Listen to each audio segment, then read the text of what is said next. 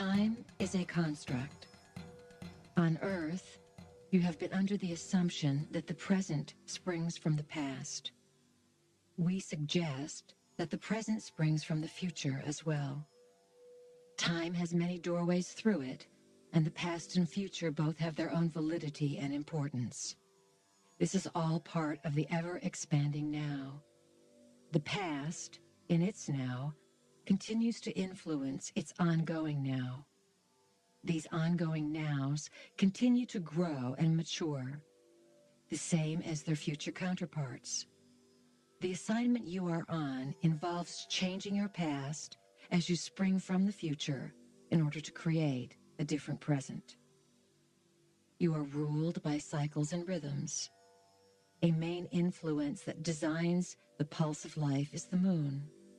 Through the moon's cycles, and by the revolving of Earth on her axis and Earth's rotation around the sun, you make and define time. The moon, of course, in orbit around the Earth, acts as Earth's celestial companion on the cyclical journeys. Until the advent of electricity, these were the rhythms through which life was lived and defined for thousands of years. People could watch time pass. Day turned into night, and night turned into day. Time had distinctions. People could watch the seasons pass, and time was based on something that could be verified. With electricity came the breaking of these rhythms, for there could be light past dark. People began to use time differently, for functioning with light while it was dark heralded a radically different approach to the 24-hour day, because electric light provided more moments to expand into. When people first worked around computers, their concepts of time completely changed, and they could only handle so much of a distortion. Now that people are trained in computers, their altered time perception is passed on through the generations, and time is more sped up. However, the computer is a third-dimensional manifestation mirroring the collapse and distortion of time, and people fed the results of this into the mass psyche. This permits people like you to weave things together and perceive reality from a significant psychic viewpoint, a different point in time. The splitting of the second and the infusion of the computer heralded the technological boom of this century, completely changing everything and speeding your consciousness toward untold probabilities. The second and the moment continuously hold more events. Time has a variable now. It cannot be measured and clocked any longer.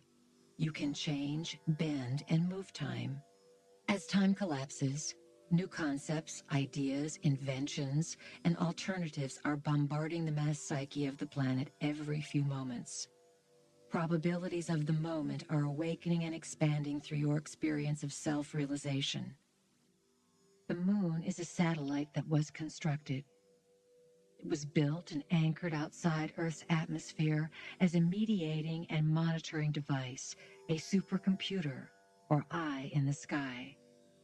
It affects all life forms on this planet beyond what you can currently grasp. In your history, there are references to 2 moons around Earth. You don't hear of this often, but there are those who know. At this time, the moon is quite controlled. Some people are gravely affected by mania and craziness from the moon. Extraterrestrials and others have many bases on the moon, and those from Earth have little influence when it comes down to it. It is the extraterrestrials who really operate it all. Your technology, though rapidly advancing, cannot begin to compare with the biotechnology of sentient space travelers. You are newcomers to the game. The sun is the governor of your solar system and is the seat of intelligence that rules this particular locale you occupy. The sun reaches into your domain and reads the vibrations as it touches your skin. It is intimately connected with every aspect of life as you know it. It is a force of intelligence that fuels your very existence and creates the environment under which you can evolve. The sun is very interested in your evolution. For as you evolve, you feed everything that you do back to the sun as it touches you. The sun and the moon are the luminaries within your system by which you are most profoundly influenced and affected. The sun generates its own light. The sun, in turn, illuminates the moon. The moon is a subsatellite of the sun, orbiting as a computer around Earth, built and maintained by many generations of gods. Heavenly bodies are constructed in the shapes of asteroids, moons, and planets, and it is through these luminaries that rays of intelligence, radio waves, and gamma rays are transmitted from star to sun and sent to Earth. It is through these rays that your actions are also read and taken back into the sun, the moon, and the beaming system, in this case, the Pleiades. Intelligence designs itself as light. It is the intelligence of your sun that holds your solar system in its energetic field. Think of the sun as a gigantic magnet. Its solar flares send out tentacles to reach and grab for the cosmic rays. The cosmic rays are solar flares from a central sun at a distant place in your galaxy. We say the sun is grand. Studies have shown that when sunscreen was introduced, the rate of skin cancer began to rise. There is nothing wrong with the sun. In fact, the removal of the ozone layer allows you to have even greater receptivity to the rays of the sun. There are those who say, "Don't look at the sun, it is bad, it will burn out your eyes." We say you will have a change in your eye structure. There will be a mutation within the optic nerve that will allow a new type of vision and unlock what has been holding you to 3D. Trust that no one made a mistake when they put the sun in the sky. At this time, effects are coming to you from beyond your sun. It is almost as if the effects of your sun have been unable to penetrate what has happened here on Earth. So other suns are coming to be assistants to your sun. Your sun makes the solar flares that draw the cosmic rays, grounding them into this solar system. One of the systems with which you rotate is the system of the Pleiades, whose central sun is called Alcyon.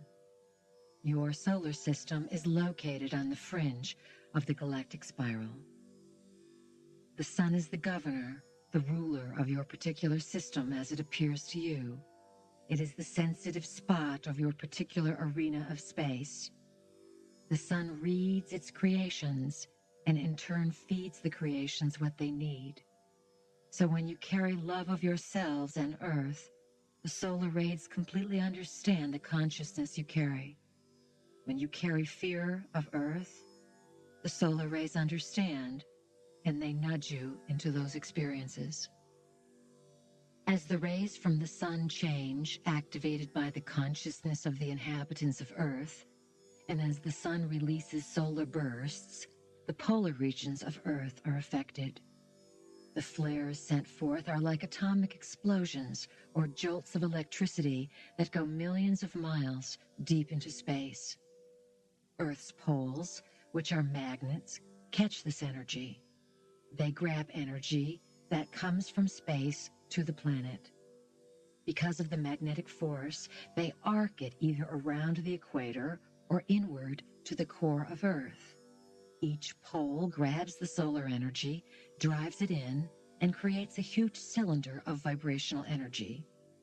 As that vibrational energy jolts and juggles to fit, it has to align with the energy grid of the Earth that is connected from the poles.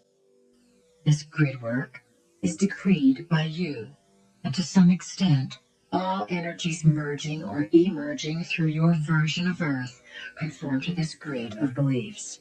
Conform to this grid of beliefs.